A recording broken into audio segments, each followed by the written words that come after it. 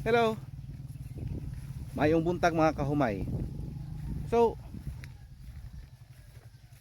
may nadaanan din ako dito. Isa din sa mga seed production areas ng mga kasamahan namin. Iba din yung seed varieties na itinanim niya. Kung maalala nyo, may matagal na tayo na seed varieties ng field rice.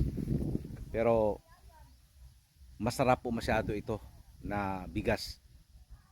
Ito po yung seed varieties na M1, Mestizo 1.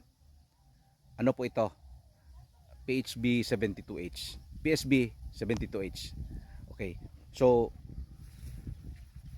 ibinalik ng field rice yung procurement nito, kaya andito na naman sa Banay-Banay ngayon at mini-multiply namin yung bini niya. Okay. So, ito po yung seed settings nila. Yun. Okay. So, nasa stage na po siya ng pollination. Okay. So, lumabas na po lahat ng lalaki at saka babae. Okay.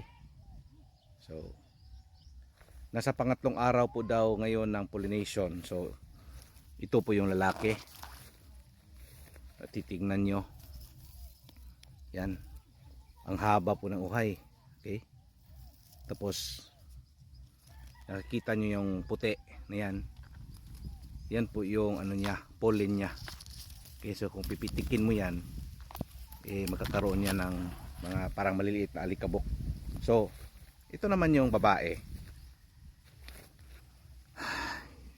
Yun. Okay. Yun yung mga babae. Okay. So, ito yung tumatanggap ng mga pollens galing dun sa lalaki na yan. Okay. So, ang ganda po. Ganda po ng seed setting. Ganda po ng crop stand. Okay. So, halos lahat ng babae labas na. Okay. Ang hahaba po.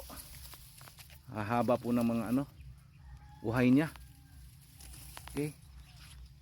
Tapos yung plastada po ng lalaki mas mahaba din sa babae. So klarong-klaro na yung pollen niya.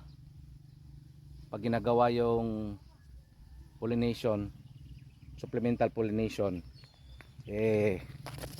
kuhang-kuha talaga ng babae. Okay. Yun lang po muna.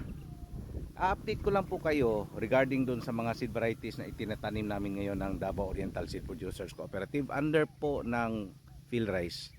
So, yun po.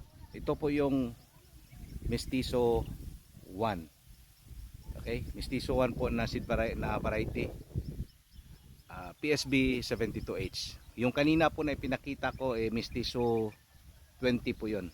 Okay? Good morning mga kahumay.